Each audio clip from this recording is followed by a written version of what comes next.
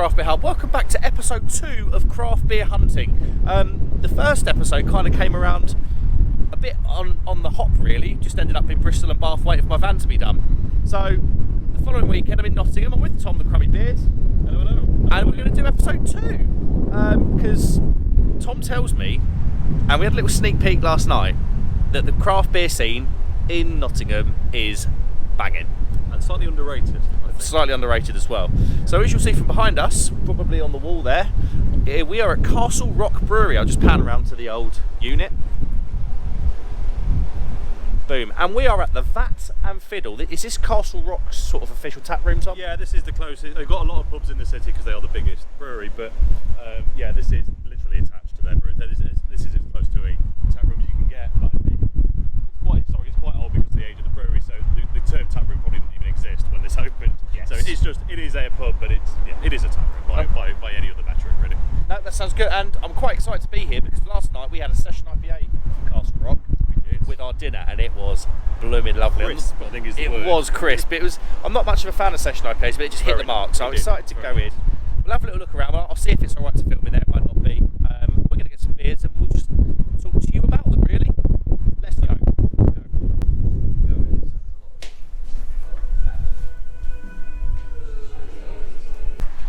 And boom, beers collected. I've got the On Time Session IPA. That's a Castle Rock.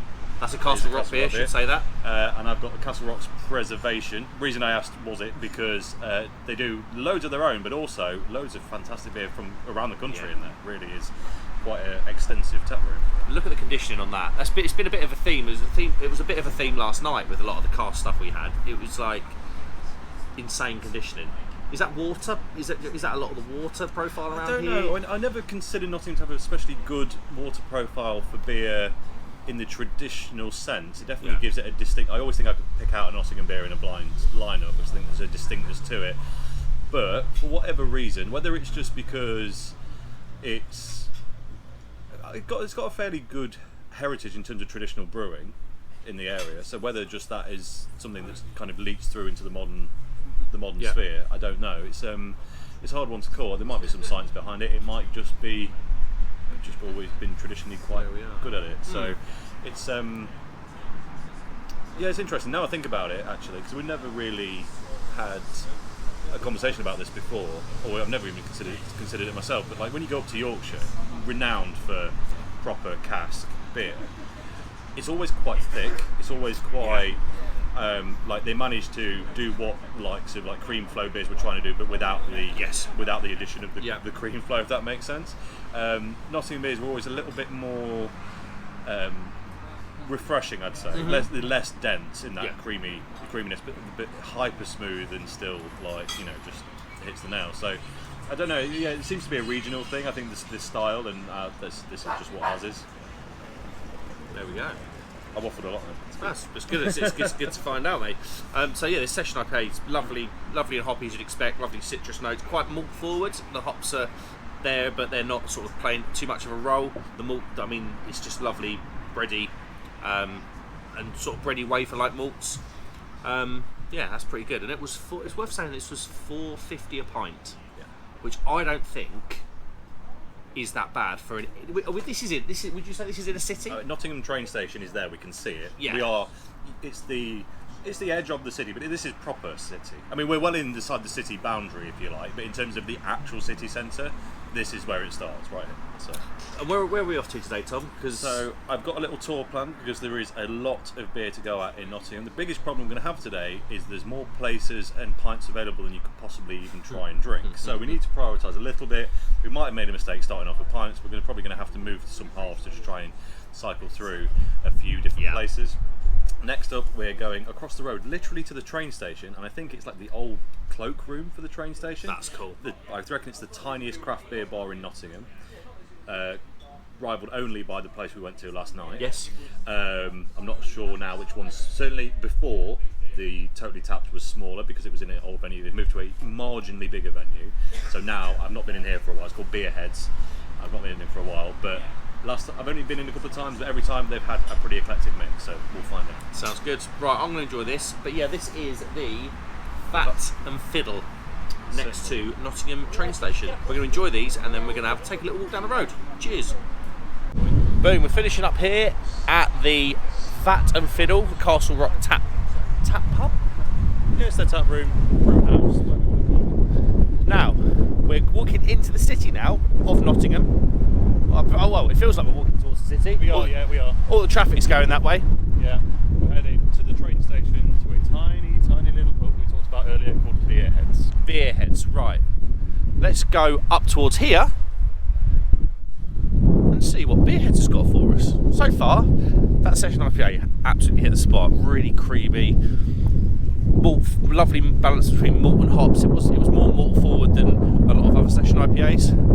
But for the first beer of the day, not bad at all.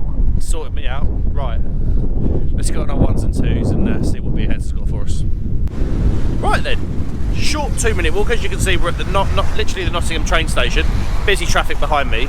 We have arrived literally like 5-minute walk, not even that, at Beerheads. Now it almost looks like an old waiting room. Tom said it might have been the old postal centre for the train station, but quite a unique little pub on the face of it. It's kind of main train station's here, and then it's off to the side. Great little spot. They probably sell a lot of beer just for its location. It says real ale, craft beer, cider and wine. Let's have a little look. Right then, we are in Beerheads, right next to Nottingham station. Tom and I, we've gone on to halves, haven't we, Tom? We have. It's probably sensible. We've got a lot of bars to go. Yeah, there's going to be a lot of beer drunk. And we had a few last night, I said it earlier. Tommy was a little bit Peaky this morning. I'm fine. We're good. We're on the beers. It's all good. It's true. So, because we've got a long way to go, we've got a 4% German lager, Flensburger.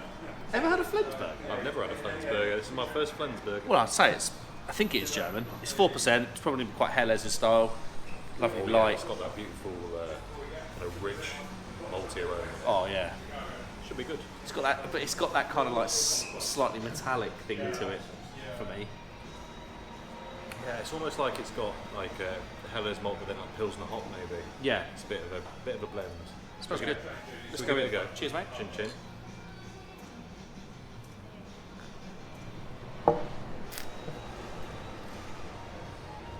Tell you what, that's really similar to that beer you had at mine last night. The Keller Pils. The Keller Pils, that's Keller Pils, yeah. It's a bit maltier, it's a bit richer, but it's taste profile wise, in general, really close. But I mean, it's 18 degrees out today? Yeah, at the minute, it's getting hotter. 18 degrees out.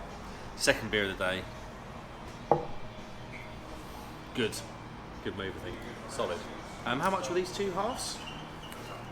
We'll find out. It was £4.50, so it's £4.50 a pint. £4.50 a pint for what tastes like a decent German. And you're I guess it's right next to the train station. It's there's going to be a premium attached to the location of this as well. I said Helles earlier, but it's not really, is it? Bit of a mish. Yeah. A bit of a mish, but I like that. Bit of variety. It's refreshing, but still bready. Lovely crisp. Slightly dry on back end, kind of grassy back end. Yeah. So yeah, this is Beerheads, right next to Nottingham station, or Nottingham train station, and nearly took the pints out. Nearly smashed the thing. And just for balance, this is how close we are to Castle Rock. If I poke you out the window, you can see Castle Rock's brewery from here. Right there. Right. Let's enjoy these and go on to place number 3. Yes, place number 3 is a bit of a walk across town, so we'll probably film some of that on the way. Yeah, when we won't be pissed. Yeah. Indeed. Okay, we're just walking away from Beerheads, next to the station. We actually found out from speaking to the really friendly people in there that it's the old cabman's restroom or locker room.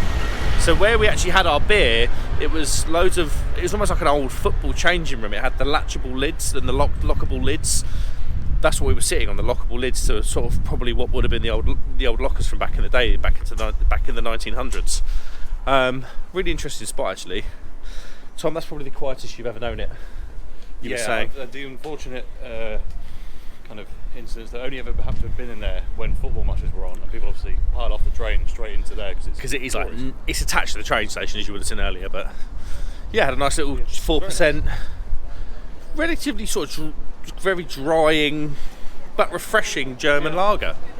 It was very nice indeed, it was. And yet again, at £4.50 a pint, was it? Yes, it was, at £4.50 a pint. You can't really moan. No.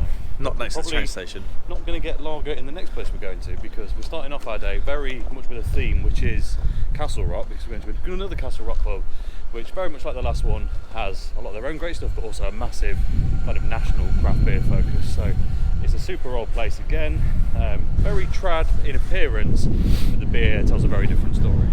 Fair play. So that fits perfectly for me, because I'm kind of thinking I had a cask session IPA, but it was very, like I say, it wasn't an overly hop forward session IPA. Very balanced between malt and hop. So I'm kind of thinking, and I've had the lager, so I'm kind of thinking hoppy 4.5, 4.7 pale for me. That's kind of what I'm thinking. Nice. Kind of fits in the lineup. I wouldn't mind a bit of a best bitter mood right now. Yeah, Tom, you love your trad beers, didn't you? I do a bit, and we're going to a very good. This place does a lot of craft, but also a lot of trad. What I'd actually like is a craft. You know what would really do it? A craft mild right now. Ooh, would be right on the money actually. Yeah. So let's hope we can find something like that. Let's go. This isn't it, is it? There you go. Film the big. Turn it around. There's a swan chasing. A swan chasing Canadian geese. It's Nottingham, isn't it? Lower Canal. Right. See you when we're there. Okay, right. We just left Beerheads. 10-minute walk, Tom? Yeah, tops. Yeah. Across the city, across this sort of shopping centre, shopping area really. We've reached this really oldie-woldy alleyway.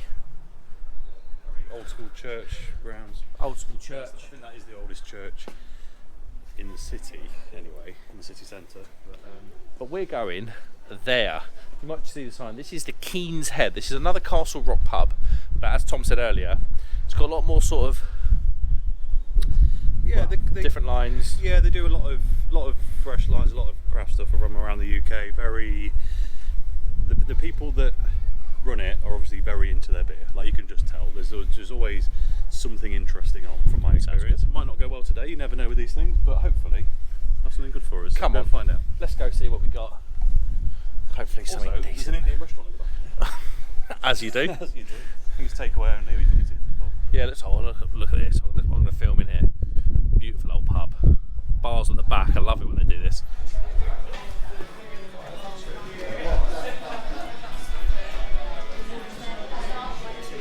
Okay, in the Kean's Head, the first thing that hits you is the smell. Tom said about the Indian restaurant, it smells insane.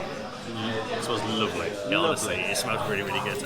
Tommy, what have you got, mate? So I've got a 7.5% Doppelbock from Baybrook called Radiator. Not that familiar with the brewery, but I went for a third because it is 7.5. I'm trying to get a lot in, so I've been playing it a bit safe. Oh, it's got a proper rich, treacly nose on it. I do like a Doppelbock. With a nice fruity hint as well. It smells like it's going to be absolutely bang tidy. And I've been a bit of a basic person and got a super happy juicy pale from Cloudwater. I said I wanted a juicy pale. I'm in the mood. The sun's shining. Aroma. To be honest with you, I'm really struggling to pick out the aroma over the smell of Indian. Well, yeah, there is that. It smells lovely, sweet and tropical. Definitely more sort of the subtle end of the tropical spectrum. Peaches, passion fruit. Hasn't got that kind of like pineapple thing. It smells really good.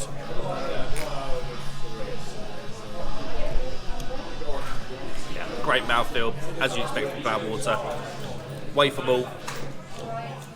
A little bit more malt forward than I was expecting. Okay. Because Cloudwater is obviously pop showcase beers, really. Yeah. That's what I know Cloudwater for.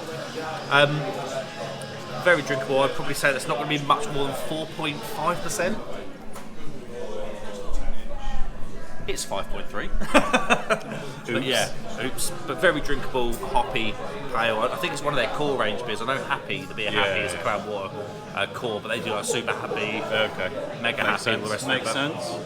What a beautiful old pub. They've got the wall line here is awesome. They've got a lot of like the beer mats are A-Inga Celebrator beer mats.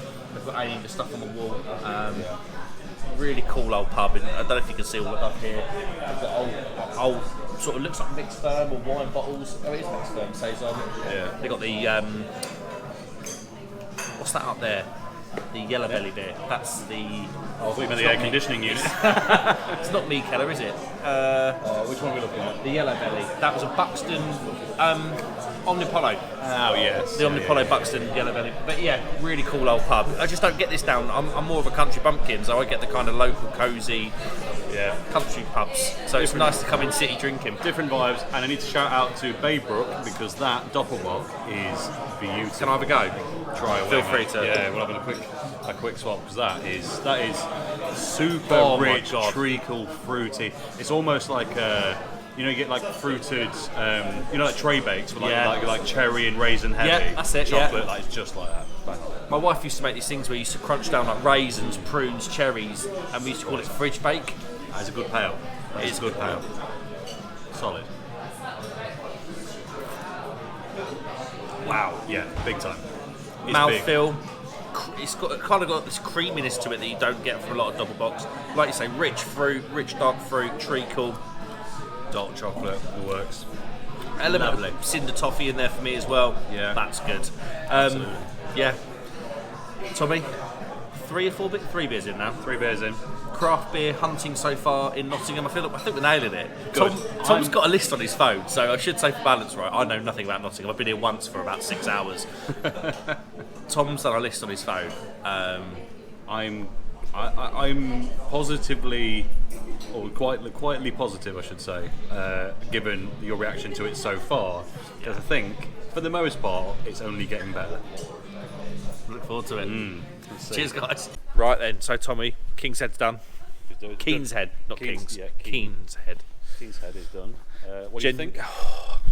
I just like the smell. You wanted to stay, let's be honest. I did want to stay. I was very comfortable there. Look, if we get towards the end, and you can then choose another one to go back to if you want to. I know. Experience them all and then make an informed decision. I did like it. And I think it was helped by a really good hoppy pale from Cloudwater. That was good. Your Doppelbock was scintillating. Something special. It was. It was a little bit cheeky. That very nice. Where are we off to now, Tommy? We're off to the Old Angel, which is, or traditionally was one of Nottingham's proper rock heavy metal bars. Okay. Got a lot of history. People have, well, I mean, it wasn't always that, but in more recent years it was. It's one of those places like anyone who's got a parent, grandparent in the city, at some point in time they will have drank in that pub. This is the pub you were on about earlier, right. Yeah. Okay. It's changed now. It's still got a bit of its rocky roots, but it's not intense that way. It's also a brew pub. They brew beer on site. Oh, yes. I remember you talking about this now. I'm excited for this. So, for those of you that don't know, and I was showing Tom on Google Maps how close I live to these places. Brew pubs in Norfolk or South Norfolk are a big thing. Well, certainly around me. I've got there's 2 brew pubs. The first one's probably about 10 minutes from me in the car, and then between the pubs is like half a mile. So I love a brew pub. Proper characterful beers. They're normally really beery people, so you have a good conversation. See, and it's normally about £3.50 a pint. So not in this case. Not in this case. We are in the city centre, but it's not overly priced. But I will say it's very fairly priced for a city centre craft beer place. Can't go wrong with that. Right, let's get to the Old Angel. See what they got for us. Okay, literally 2 minutes after shutting the camera down, we are at. Just fell off the curb. We are at the Angel in Nottingham. I think is the official name, or the Angel Micro Pub. Looks like a microbrewery, it says on there. Beautiful old pub. I mean, look at even the kind of the old granite and stone pillars around the windows, and you can see a fermentation vessel with the far left window. Let's get inside and take a look. Come on then, let's see what they got for us behind the bar. Okay then, sorry for the random angle, but I want to show you their brew kit. We are in the Angel Brew Pub. Technically a brew pub. It is a brew pub, yeah. It is a brew pub. Brewing's right there, we're in the pub, so yeah. It's true. We have got, ignore the glassware, we have got a pint of their Nitro Stout. It's their own Angel. Dark Angel, I think it's called. Dark Angel, 4.5%. Looks good. Really creamy. Very Look good. at the head. I don't know if you can see that. Like lux, I think is the word. Very lux. Very lux. Good word that. See? Some of this stuff might make the channel if I absorb the thesaurus that's in Tom's brain. The crummy thesaurus. The crummy thesaurus. Let's get an aroma. smells like I just put my nose in it. Yeah. I do that all the time. It's just and we said Lux. It is milk chocolate, luxurious chocolate. It's very clean, very mineral rich. It's not wacky. I don't think it's the most roasty beer in the world from the aroma. No, it's not. I have had it once, and it's just a solid, sessionable nitro stout. To be honest, it's not. It's a bit more depthy than Guinness. I'll be honest, probably not as good as that brew. It's not a bad word then. Not as bad as that Blue Monkey one we tried last night, but it's solid. It really is. There we go. Smooth you around here. Come in, Tommy. What do we think, mate? Cheers. Cheers.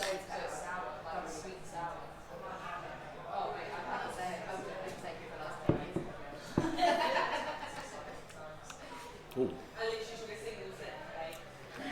That's good. Yeah, so it's kind of roasty, dark chocolate, but all quite subtle. It's not taking over, it's just this nice little underlying... Lovely, bitter, chocolatey back end that I wasn't expecting late on. It's really rich, but not full, if that makes sense. I know what you mean, The underlying flavours are very rich, but actually the body of the beer and everything's actually quite refreshing. It's just a decent nitro stout, isn't it? I guess it's balanced in a slightly different way to a lot of other beers, but it's very sessionable. It's very nice.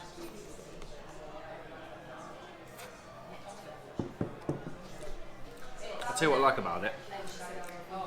It's not giving me that metallic vibe. No, it's very creamy and a little bit nutty maybe, and all those kind of... It's the best for me. It's the best bits of Guinness amped up. Yeah. And the big negative of Guinness, which is that metallic-y, it's gone. It's gone. It's much closer to Guinness than a lot of the craft nitro 100%. stouts, but in the best possible way. Yeah, I would agree. Yeah, absolutely. Beautiful old pub though. Let me just pan the camera around. So you've got the brewery here in front of the window, and you've got the bar that we're in here, and there's another bar just through there. I think that's all seating. Well, reasonable. That was all seating area for a city pub. It's just another good Nottingham pub. There you go. He's done all right. This is you got to go if you're here because it's got historical significance. If you've ever known anyone who lived in the city, very good chance they've spent some time in here at some point. So there we go. Perfect. Right then, I'm going to enjoy these, and then we'll see you probably. I feel like I've had a beer now. Yeah, we've had one. The next one, it's one that I think a lot of viewers will find very exciting. I have some reservations. We're going to Neil Raptor. Ooh. Come on, it'll be good. Right, we're going to enjoy these, and we'll see you on the way to Neil Raptor. Cheers. Cheers. Tommy just left the Angel, mate. Had their nitro Cracking pint, wasn't it? nitro milk stout. No, just nitro stout. Nitro stout. Straight up nitro stout. I think we talked about it. Oh, going over here. We talked about it off camera, but for me, and I don't know if Tom agrees, but for me it was all the best parts of Guinness amped up. 100%. But it didn't have that metallic. But all the bad parts of Guinness weren't there. Yeah, the metallic bit, it was a lot creamier, a lot smoother, but still kind of subtle, roasty, toasty notes. It was just nice, chill. It was sessionable. We can walk down the middle of the street here. So let's do it. And you had some dry roasted nuts for yours, didn't you? I did. Love a dusty nut. And they are a bit dusty, aren't they? And I had some unsalted cashews, which were perfect. I think I said to Tom earlier, I feel like I've had a beer. You know when you're like, I've had a beer. Do you know what I mean? Do you feel like you've had a beer? Yeah, I've just turned that corner, but we're 4 in, so that's good. Yeah, 4 in's good. It actually works out to be 3 pints only. Yeah, we've got a lot of places to get to today. It's going to be exciting. It's true. To try, and also later on in the day we'll be heading for those bigger, not only stronger but also more appealing ones where you want more than 1 drink per place. So it's important to take it a little bit easy in these early stages. It's good. But we're off to Neon Raptor where there's a good chance there's not much below about 7%. So yeah, there is that. Big danky double IPAs. It's going to be danky all day long, I think. Right, we've probably got about a 5 or 10 minute walk ahead of us. Yeah, 5 minutes tops. 5 minutes tops. Let's get on these big strong legs and go get some good beer. Okay, I've just had a sneezing fit. We are at Sneinton Market. So, Tommy, a little bit about Sneinton Market, mate. What do you know? All I know is a long time ago it was a traditional market. For a period of time, it hosted something called Sports Warehouse, which was it predated Sports Direct. Okay. It was a really cheap, loads of US mass import thing. Oh, nice. It was a bit run down. It was a bit not great. It was like an outlet sort of. Yeah, it was an outlet kind of thing, but it was a bit of a dodgy side of town. Now it's a bit hipster now. We've got lots of nice things. There's good coffee shops here, like artists' studios. It's bougie. It's bougie. It feels bougie. It's right down there. There's even a sign just here. Look. Right. So, here's the sign. And indeed, all those people sat outside enjoying beer. We were wondering where it might have been in the market, but it's quite obvious. People down there. But yeah, let's go and have a look. I think, or I hope, that this might be the star of the day. I think we're going to have some insane beer here. I've had mixed results previously. I know. I've had incredible beer here, and I've had really underwhelming times here. I'm like you. I'm hoping for good things. Right, come on then. I have to make shift a seat because it's busy, but it is busy. There's 0. Oh, there's one bench. We'll find something. There's one bench. Let's go and have a look. I'll find out. Tommy, we're in Neon Raptor. We are. What the hell are we doing with these beers? We are having Berliner Weiss slushy beers because beer in the summer is better if it's got more textures, apparently. We'll find out in a minute. It's worth a go. I think we've both gone for the number 8, which is the Vanilla Weiss. It's a Berliner Weiss. It's a cherry and white chocolate. Yeah. So it's basically it's a 3/4 pour regular beer. They top it up with a slushy machine over there. Happening right now. You see it? There you go. It's it'll be interesting. Wasn't expecting to be doing this in the Neon Raptor. No, I'll be honest. The slushy thing was quite popular at NCBF. Never arrived. Hold on. I don't know how I feel about this. Tommy convinced me. I was going to go for the normal one, but Tommy convinced me to put some slushy on top. Let's see. And Lucy behind the bar has just told us all the beers. Soft serve stouts in winter. Who knows? It's called Slushysaurus Rex in the next few weeks. Okay. So it's made for this. Nice. So they've got a sour dedicated for this. Thank you very much. Thank you very much. Thank you. I don't know how I feel about this. It tastes amazing. I did have a little sample of the Vanilla Weiss cherry. Oh no, occupied.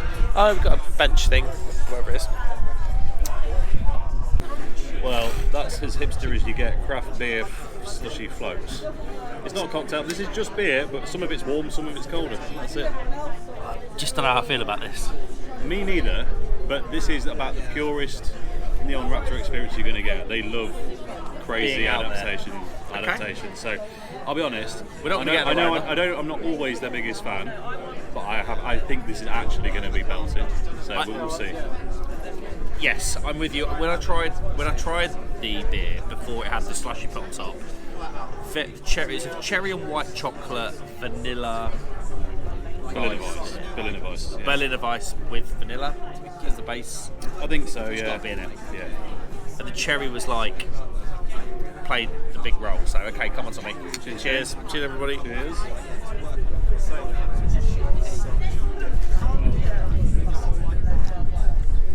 Ooh, well, it's got a real big cherry twang. It's big. Hard. It's almost a sour. Yeah. It really is twangy, and but it's got this nice kind of vanilla, almost ice cream vibe that backs it up. So it Kean, it kind of offsets the sourness with that, and it works really well. I don't know if, because I'm drinking through a straw, whether the slushy elements really come into its own yet, but let's find out. It's cold. I think what it's really doing, it's probably quite clever, is it's keeping your beer cool in the sun. Yeah. And then by the time you get to through the straw, I know you shouldn't really be drinking beer through a straw, but it is what it is.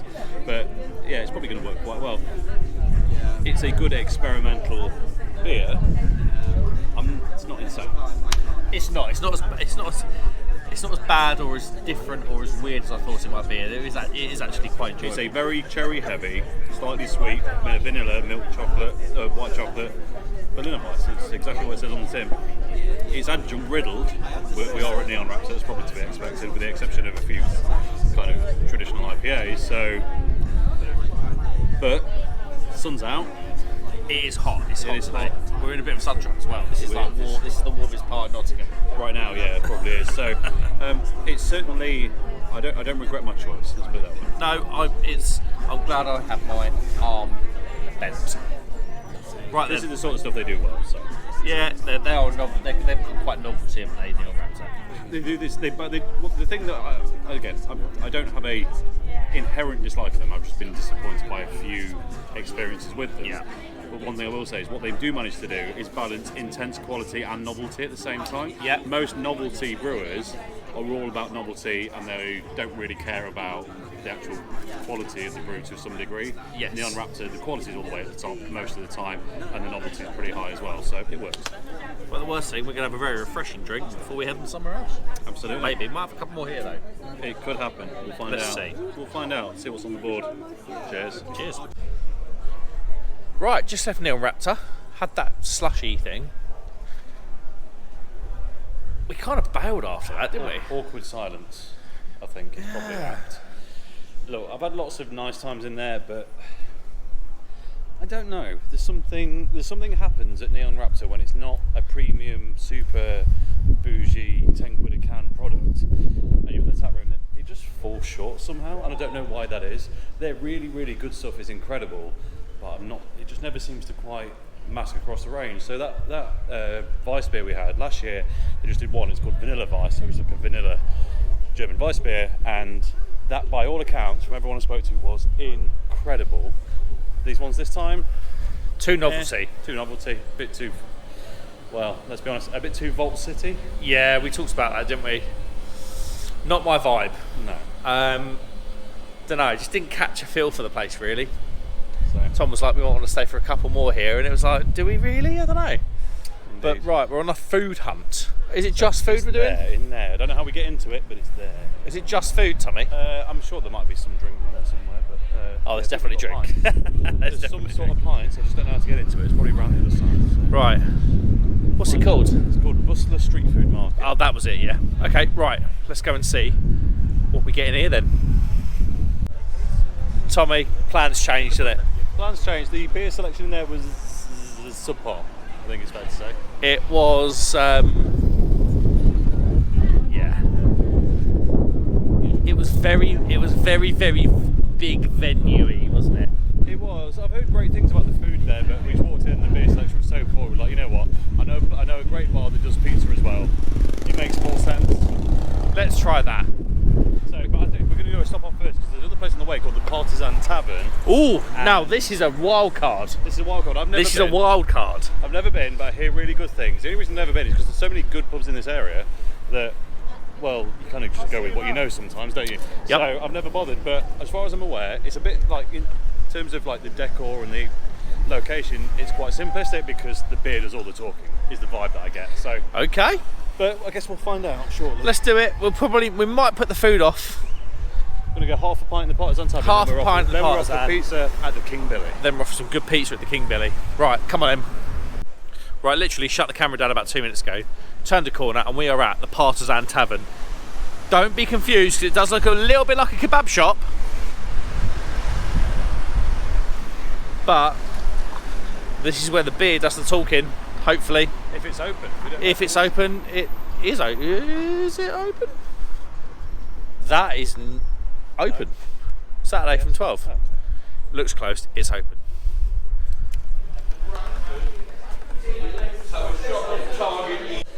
Boom, we are in the Partisan Tavern, Tom. Correct. Different vibe in here. Very different vibe in here. Cool though. Really, you can tell it's an independently owned, sort of almost like a craft beer sort of tappy, really. Yeah. Tommy, what you got, mate? I have got a porter from Durham Brewery. Not familiar with them, I'll be honest. It's called Raspberry Ruffles. It's a raspberry and coconut porter. It's a bit warm for this, but I mean, coconut porters for me are just the creme de la creme. And based on the hyper fruity thing we just had in Neon Raptor, I thought this might be a nice transition back into, well, real beer. So It looks good in the glass. Look at it that. does, not bad at all. Tell us about it, Tom.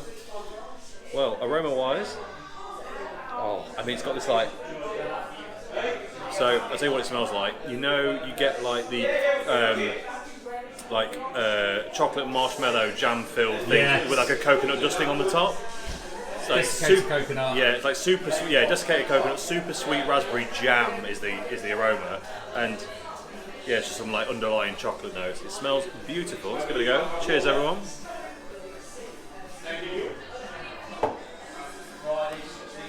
Oh, I mean, it's just like sweet, like lip puckering, sweet but slightly sour, slightly bitter fruit, and then the coconut's there, but it's like it's proper in the. It's kind of hanging back, doing that kind of smoothing the beer out from behind, if that makes sense. Smoothing it out from behind. There's a quote. Yeah, you know, it's absolutely solid. I don't normally do ratings. If I give it one, it's a mid upper tier beer for me. That one. It's pretty much exactly what I expected. I would have preferred more coconut and less fruit, but yeah, big thumbs up. Okay, right, so that's good to know. So Tommy's enjoying his porter, which is great news. I'm going to have a go on that in a minute. We have been sort of giving each other a bit sort of datey, really. We've sort of been giving each other our beers. I have a pale ale from Glasshouse. Glasshouse are Birmingham. I've had a fantastic experience with Glasshouse in the stuff that I've tried. So let's go in. Cheers. It's called Sakura.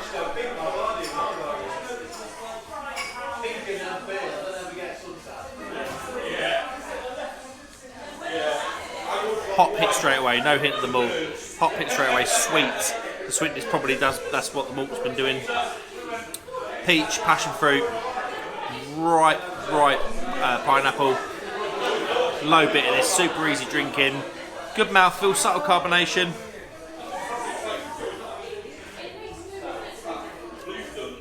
Just yeah, really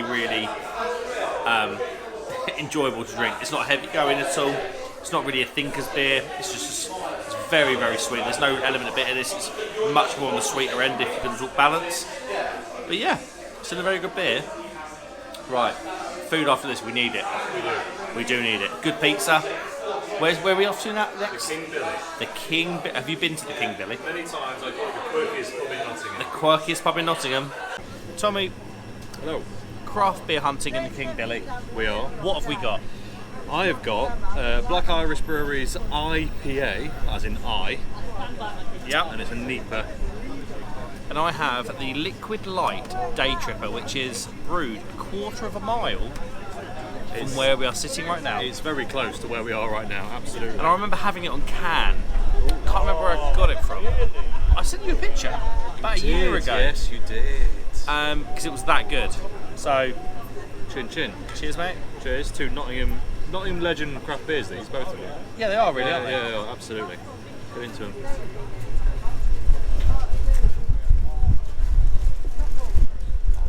That's like the soft, approachable, but still like super citric, super grapefruit, hints of pineapple and mango in there. Just like it's a package. That one. Okay. It's not too much, not too rich. All the flavours are in there, but they're all in the kind of the right level and the right order. Just a solid New England. That is solid. I can imagine that's really good. I mean, if I'm saying a New England's good, it normally means it's pretty good. Because I'm very picky. I mean, this is not the beer I remember it entirely. Interesting. Just because I had it up there. Right. Okay. On cast, it's going to be different, isn't it? So. It is going to be a different experience. I would assume it would have been better, but maybe it's not. Maybe that can drive was particularly special. I don't know. It's very nice. It's very soft. It's just never really like gets going. Okay. Try it, and I'm not much of an advocate. Likewise, have a swap. I'd never say put more carbonation in a beer, but I think out of a can with a bit more carbonation, that's the beer I remember. I think actually, yeah, I think the reason that doesn't get going is because it's a bit flat. All the flavours are in cask, there. You know, it was. Yeah, it's not going to be heavily carved as cask, but it can't be. But all the flavours are in there. It just never like. It never just. There's no It's spritz. a bit spritz. Yeah, there's no spritz at all. But it's nice. Actually, very similar beers. I want to try. They really are. I mean, I've got a horrible feeling you're going to go, that's kind of what I wanted. Yeah. Yeah, they're very similar beers. Tongue-tingling spritz that keeps Just it this fresh. thing that keeps it going, yeah. But hey, there's nothing wrong with either of these. Just No. Let's be honest, a modern, relatively heavily hot pale or NEPA or IPA or whatever is probably likely to always be a little bit better out of a keg than a cask. Yeah. And we kind of just proved that, I think. Yeah. So, Cask versus keg. yeah, keg is king Keg when it comes wins. to hoppy things. It's true. And nearly rhymes. I was going to say that sort of. I was going to say this. Nearly rhymes. Right, There you go. we're going to enjoy these. And hope that the pizza place opens because the pizza place is independent here. It's like a little hatch at the side of the outside bit, which is actually upstairs. We're on like we're on a rooftop terrace basically now. This is a weird pub. Not weird. Weird's the wrong way. No, you're right. It is. I told Unique. you it was the quirkiest pub in the city. It really is. We're in like a rooftop garden. Yeah. There's a pizza place like hatch over there, but it's not open yet. I'm hoping it might open at 5 while we're still here, or 6, or whatever time we're on now. But if not, then let's leg it back into the city for some scran. Because it's starting to get desperate after these, I reckon. So Yeah, I need food. Indeed. Let's enjoy these. I'll see you in a bit, hopefully, when we've got pizza in our hands. Okay, we are. This is on Tom's phone, so if it's a little bit different, there's a reason why. So, my GoPro is out of battery. We won't explain the things, but we have turned up to the. Is it called the Albert Kilpin? Or just So it Kilpin? was called the Herbert Kilpin. The Herbert Kilpin. But now I think it's just the Herbert. It's just the Kilpin Beer Cafe officially now. But if you search for the Herbert Kilpin or just the Kilpin in Nottingham, well, in my opinion, it's the best beer bar in the city, bar none, basically. So It's got the benefit actually of being the Kilpin and the Junkyard. So the Junkyard's very craft focused. I went in it. I think I've spoken about it before. When I talk about Nottingham beer, I've been in the Junkyard. I haven't been in the Kilpin. They share. just try that. Just interrupt. Just try it.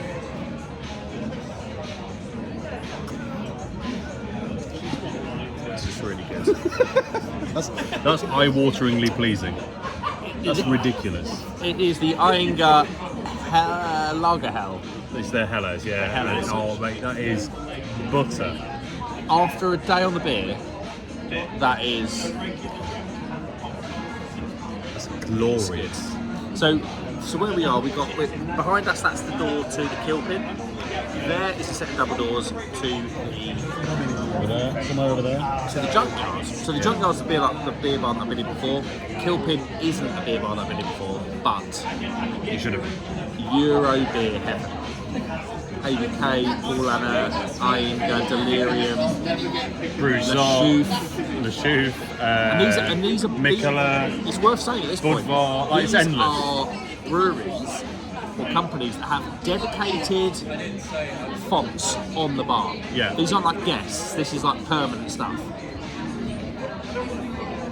It's quality. Quality. That's all we can say. It's just a really good hell. But I've not had that one before. That is stunning. Super malty, super crisp. It's clean as hell, literally. Clean It's as got that Hellas. lovely grassy note at the back, low bitterness, subtle sweetness. Yeah. It's, How are you finding it? It's the thing that really sticks with me. It's the same thing that sticks to me with Budvar Dark. Yeah. Is this kind of creamy, buttery? Yes, it does have a creaminess to it. It's like this kind of both sweet and savoury thing. Yeah. That just it just works. To be honest, it is fang-tidy, that beer. Really I think is. we're going to stay here for a few, aren't we, Tommy?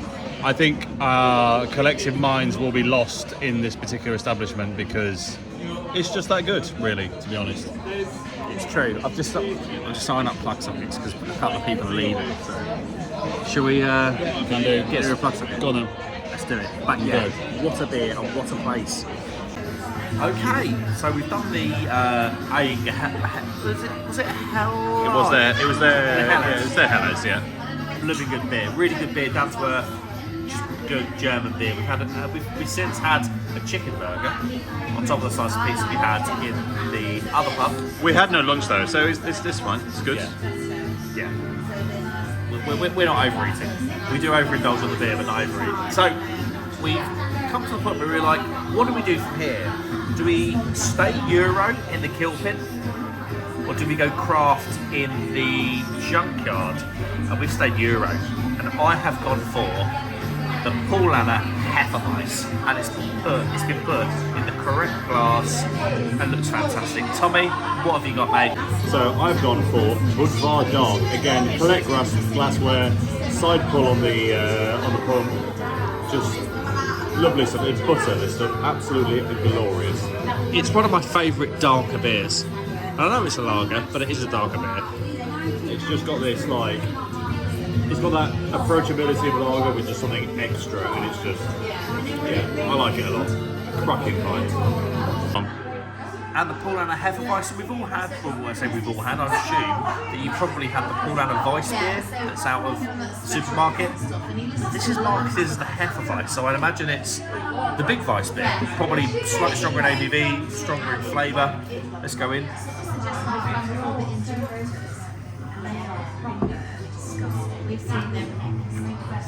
That's quite good. It's not my favourite Weiss beer at the moment. Oh, the way the flavour develops on the back end makes it a bit different. It is banana, it is clove, it is spice, it is white pepper. Subtle hint of orange, bit of orange zest in there. Subtle carbonation. Just a blooming good Weiss beer. And Tom, how much were these 2 pints? Again, they're about £5.50 a pint. That's not bad. There you go. Right, where are we after this, Tommy? To the oldest pub in the country. In the country? Are you pinning your colours to the mast on that? Yeah. This is the oldest pub in the UK we're going to next. Wow. Okay. See you there. Yeah, see you there. Okay, we've finished our Weiss beer and our dark lager. Yeah. Enjoyed it? Lovely stuff, as always. Lovely stuff, as always. And the Hefeweizen Paulaner was very, very good. But we move on to the next location. So we are craft beer hunting, and it would feel wrong to come to Nottingham and not go to what is reported to be the oldest pub in the UK. The oldest pub in the UK. It is refuted by 2 others, but in terms of a space that is acknowledged to have had join and gather and make merry in it, make of that what you will, this actually has the earliest there. So, according to the sign, it started in 1189. yeah, that's the earliest record of this place. Housing, feeding, drinking. That's older than John from Lords. By 3 years. Hello, John. Here we go. Right then, guys, we've just been in and ordered beer. We've got 2 halves of this pub's own beer, and like I said before, this pub is reputed. Yeah, it considers itself the oldest pub in the UK. It's cool. So it's kind of funny. So Tom talks to me about the cave system in Nottingham, and this pub is a perfect example of that. So what you've really got, this pub it's ancient. Obviously, it's what was it, 18? No, It's 10 or 11, 18, 9 or something, yeah. It's probably 8 to 900 years old. What it really is when I say a modern front, I mean modern in probably the 1300s or 1400s. Maybe 16 or 17. Well, yeah, tops, a bit later. But the pub goes into a cave network as you go in. Yeah. So it's not a plasterboard roof, it's not a lava plaster roof, it is a sandstone, hand-carved roof, walls. It's a cave, it literally is a cave. Really, really cool. Anyway, Tommy, what have we got, mate? So this is Old Trip Ale, named after the pub. Unfortunately, whatever your opinion is, it is now brewed by Kean. Unfortunately, the reason that came about is because if my memory serves me correctly, and my memory on the very early part of this is a bit shady, but I'm pretty sure that originally this was owned by Kimberley Ales, which was a local regional brewer back in, I guess, 40s, 50s, 60s, 70s. I think they were still around into kind of the late 80s, early 90s. Folded, got bought out by a company called Hardy and Hanson, which are again big regional brewer, generic family pub stuff. Not great beer, but it is what it is. They kept pubs open, so we can't complain too much.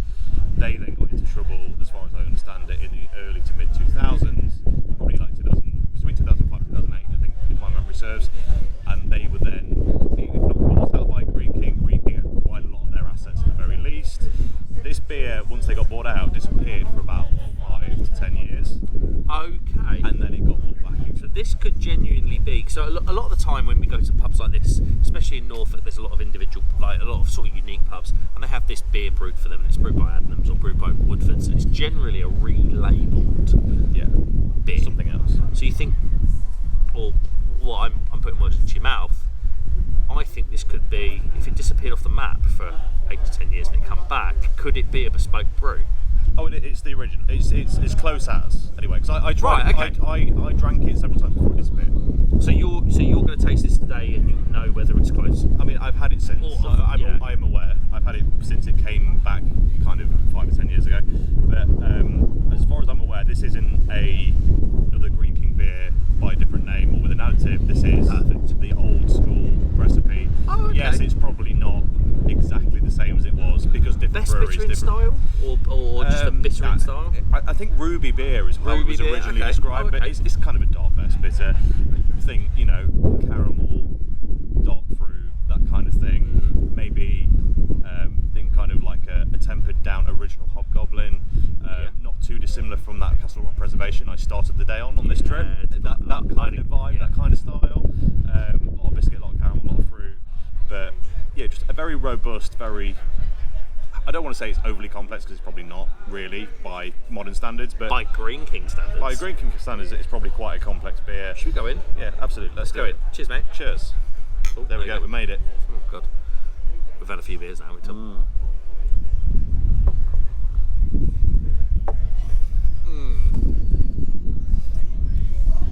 So when we pulled up here, and I was mentally debating: is it actually a Green King pub, or do they just supply the beer and whatever? And then we turned around the corner. It is a Wow. Green King pub.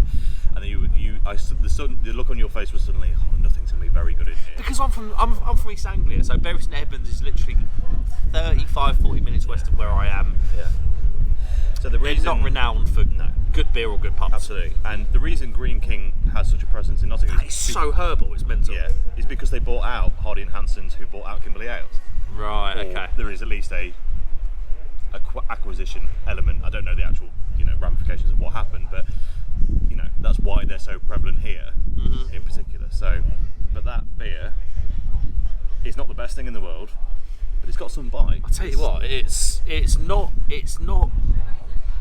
what you think it would be.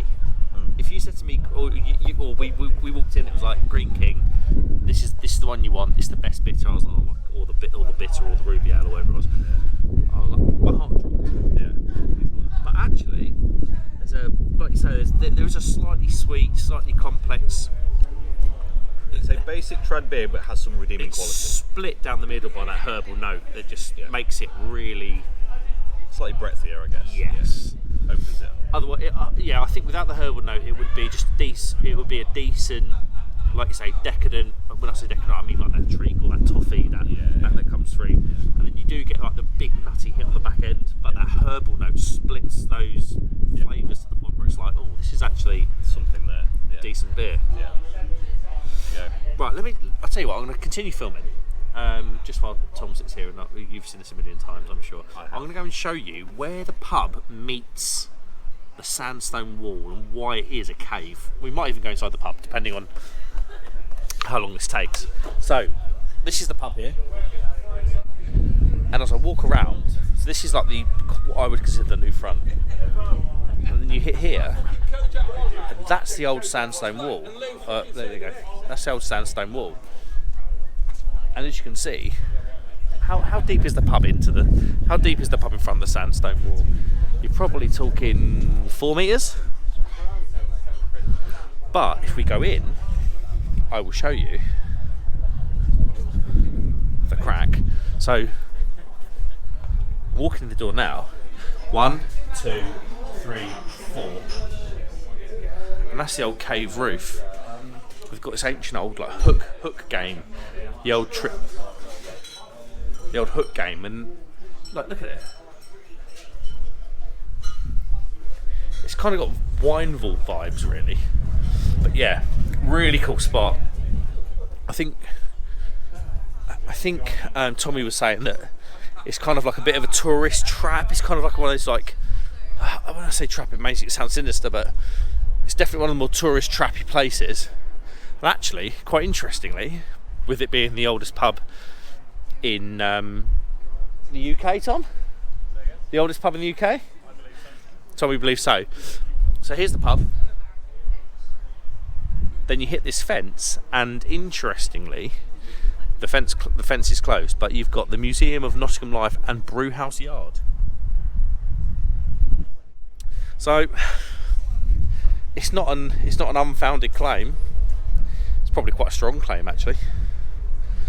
But yeah, I think we're going to enjoy these, and then maybe, I think, possibly, we're going to be looking at Blue Monkey Lincoln Green after this, or was there someone else before? No, that was the additional option. We did skip one pub on the list earlier because it was a bit of a hit and miss, and felt like we had a few misses in a row. The Guinness umbrellas outside. We decided, I'd not been in it before, I'd heard it was good, but on balance we decided there's probably better out there. So yeah, we're going to finish these. It's a little hike up the hill, that should freshen us up a bit, to prime us up to have another few decent hearty pints. Trad beer heaven, I've heard. Trad beer heaven before we get home. It's the Sir John Borlase Warren is the Lincoln Green pub, and then the Nottingham / Canning Circus organ grinder, which is the Blue Monkey pub. So I'm excited. Should be good. Right, thanks. See you in a bit. Chin chin.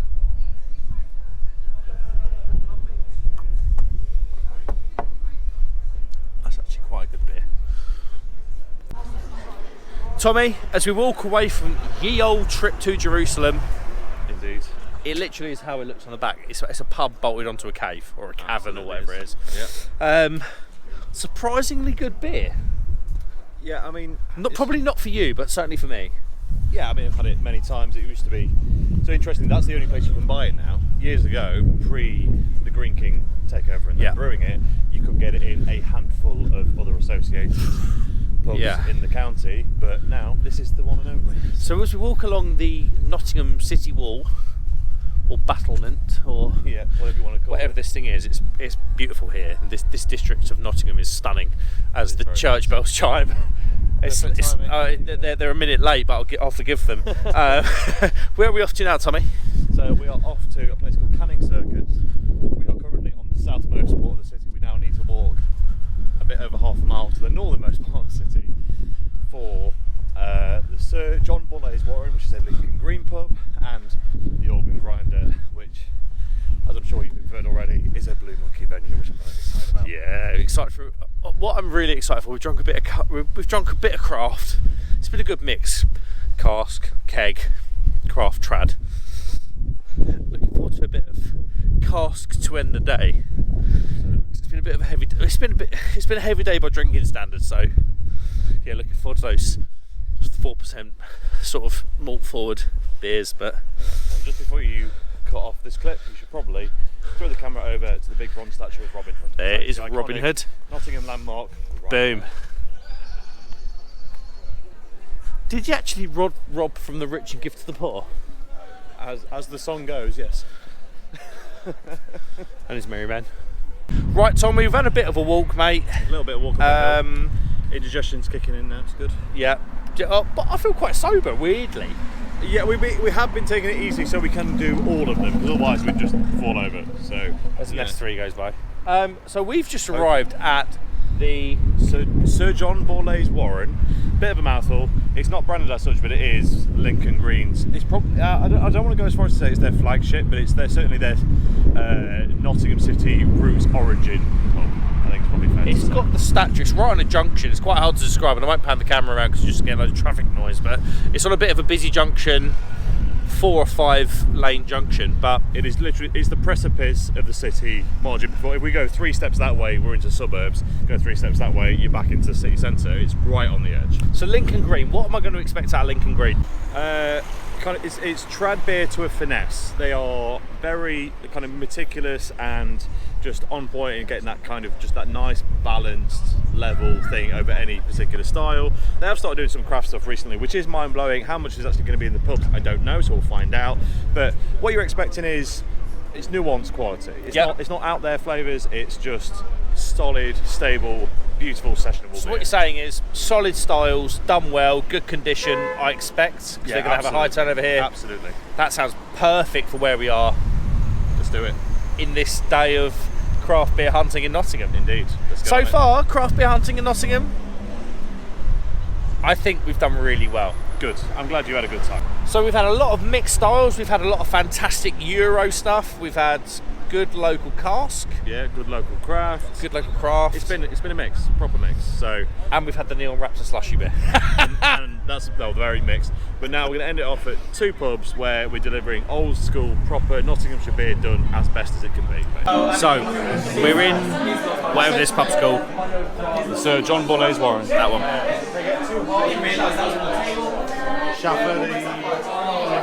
And we've got, I know we talked about before about how we were probably going to do the cask stuff, but Tommy has seen a beer that he absolutely loved.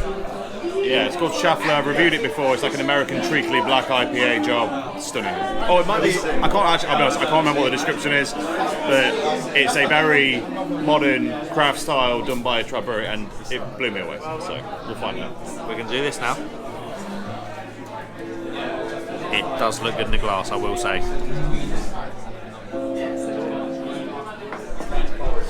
It does look good, and even if you're a spirit drinker, my God, the selection. Some stuff. Thank you very much. Tommy's getting these in. Yeah, let's see what we get. So it's not my first time with this. I reviewed it about 6 to 12 months ago, and the people are being too noisy. I think when I reviewed this, I described it as like, you remember the first time you had like that original old school pre-Marsden buyout Witchwood Hobgoblin? That whole, like, it's that dark beer, but it had extra hop, it had extra caramel, like extra crystal malt value. It's that experience, but taken to 10. Like, it's just amped up. It works as a classic British beer, but it's also so much more. And it's just like, it's this weird juxtaposition. I don't know how they created it. I don't know where the recipe came from. I don't know how conceptually it came about. But I'm really glad it did, because it just, for me as a dark beer fan, it hits every note on the way down. And you talk about it being a real sort of good, hearty British beer, but it's defined as an American stout, isn't it? It is, but the base. So the where does that come in? It still feels very strong British stout orientated. Yeah. It's an American hopped British stout is my interpretation of it. And yeah, I think the reason I like it so much is because it's got lots of little nuances from the American hop, but it's not a juice bomb hop explosion beer. It's just taking those nice little cues from across the board to do something still weirdly balanced and easy drinking at nearly 7%. It's farming. So when you talk about juice bomb stouts, are you sort of, I would be pointing the gun at Colonel at this point. Yeah, for sure. I mean, people rave about Colonel. For me personally, someone goes, here's a hoppy stout, I'm going, that is the two things I don't want together for whatever reason. It's not my thing. As I said, when I first laid eyes on this, my opinion was I'm probably not going to like it. It's probably my favourite, certainly one of my favourite Lincoln Green beers. It's fantastic. And it's worth saying you were well excited to see this on Kean. Yeah, as soon as I clocked it, I was like, that is a special. That is worth it. Yeah. Perfect. So let's finish these and get on to the next one. See you there. We'll go front facing. We're going to have to go back to my phone because unfortunately we're having technical issues. Sorry if it's a bit grainy, it's dark out here. So yeah, Mark, what have we got? We have got this beer. Now this is the Gorilla Stout. So the Gorilla Stout is a 4.9% core range stout from Blue Monkey. And it's worth saying at this point, there's a lot of other stouts at Blue Monkey that are based upon this. A lot. A Huge amount. So Tom, can you rattle them off? I can't rattle them all of because over the years there's probably been 20 odd, but I can give you a good go. We did this in a video yesterday actually, so we'll have to try and repeat it again. So there's the Nitro Gorilla that's just come out. There's the Cinder Toffee, which happens to be the other one we've got here, which we'll talk about in a minute. There was a vanilla, it's not been around for a while. There's chocolate and amaretto. There was a plum that does occasional seasonal visits. There's two different, Silverback, the Imperial Stout, is an amped up version of Gorilla. There is then last year there was a rum version, there was a whiskey barrel version of that one, so still technically related. They've done, the list is almost, it's not endless, but they've done so many. I mean, we were at their brewery earlier, you were going through a vat of old pump clips. How many Gorilla Stout options were in there? There's just, there were beers that you hadn't heard of in that. So it was like a bucket, a jiffy or a Gorilla bucket, Gorilla bucket.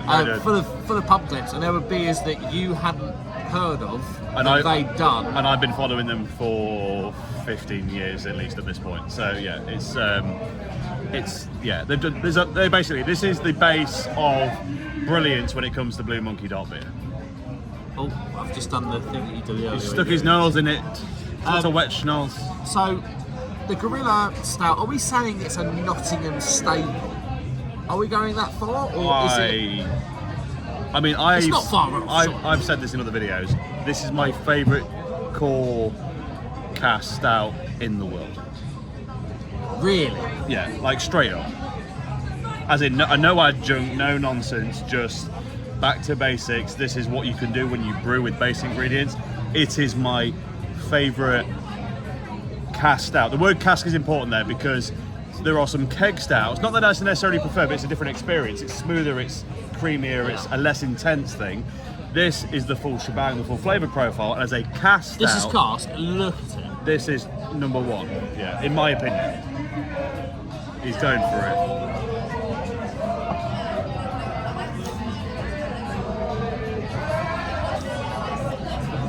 It is good. I'll tell you what it is. And I don't mean to, I'm not doing it just a disjustice for saying this. It's not spectacular, but what it does well. Okay, interesting. I mean, I need to find my version. Hold on. They've got two beers sat in front of me, look very similar. That's the one. I'm gonna give this one a go because there's always variations between batches and stuff as well. Yeah. Like they're not a a national. I'm not talking it scale. down. I just thought it was. Like, you're not going to walk out of here and say that beer's the best beer in the world, but what you are going to say is that beer done everything really well. I tell you what, interestingly, right here, right now, whether it's because we've been out all day, I don't know. We have had a few beers, But that's got about the same taste level, maybe slightly less than the nitro version we had yesterday, it's so similar. which is odd because Yeah, nitro takes away a good amount of flavour profile and aroma. Don't get me wrong, it's still fantastic, the levels are still there, it's beautiful. But right here, right now, weirdly, for whatever reason, on this day, that isn't the beer. It is the beer that I know and love, but it's not got all of the intensities. But you have gone away with a bottle of it, so I'll be interested for a follow-up from that bottle. But I'll tell you what it isn't. It isn't metallic. It isn't, there's no hint of that metallic kind of No. Guinnessy type thing.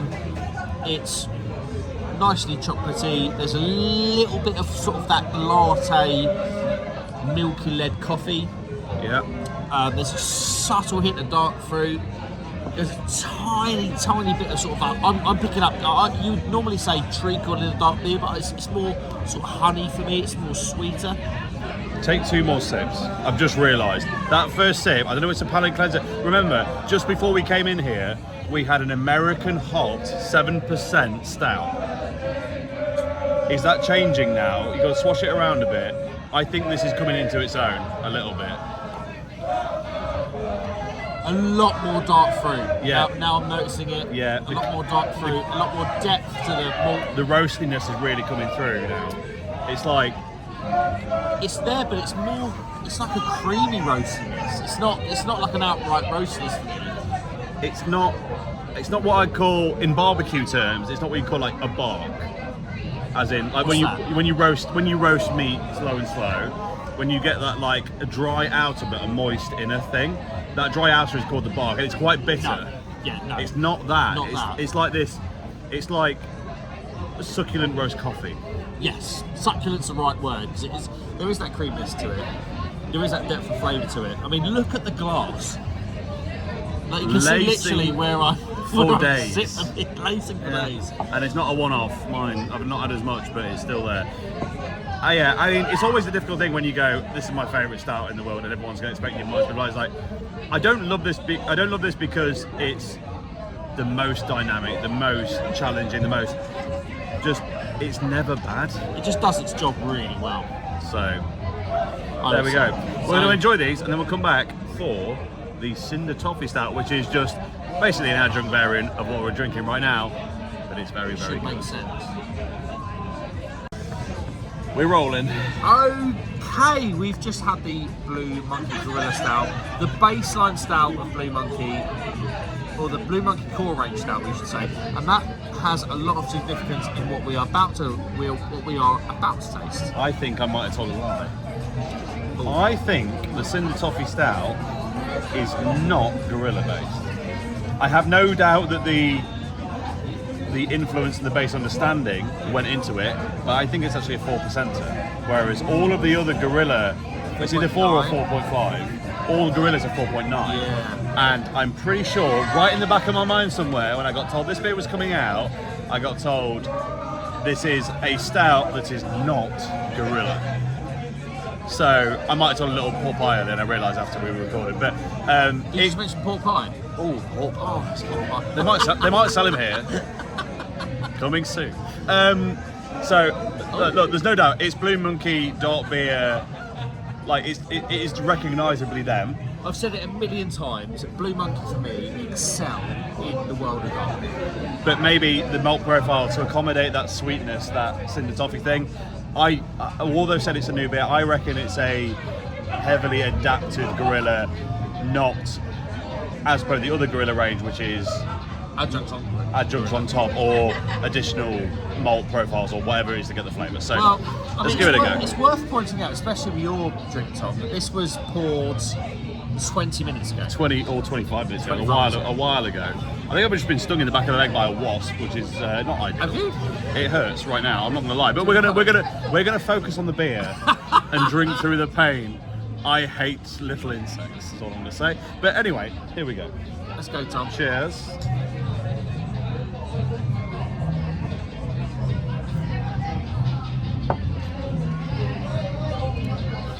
I know that you don't like adjunct stouts, as a rule. That is fair to say, right? You have a real... anytime someone brings out an adjunct stout, your reaction is... Oh, I am a bit. Like Brass Castle and stuff, it's lost on me. It genuinely is lost on me. But... That's what I say, but... That is... For me, that is quality beer that leads into... Call it an adjunct, call it synthesized, call it what you want, but it's quality beer that then leads into another flavour. It's not just masquerading as one. It's not an adjunct-led beer. Yes. Fully, all the way through. Do you know what I mean? Like, and that's the thing that gets my go. I don't mind an adjunct beer. You can release a tropical power. You can release a maple stout, as long as it's got a good beer behind the adjunct, and I'm happy. This is the same. What I am getting from this is that I'm getting a rose. I always get off a lot of adjunct stouts rose. Do you get rose or like a perfumey rose? I think I know what that is, and I think it's a common flavouring agent in sweet things where they don't want to flood it with sugar to make it too sweet. So it has to be perfumey rather than sweet. And I think it's the same thing you get in like quality street toffees and that sort of thing. It's that kind of experience for me. But what it is,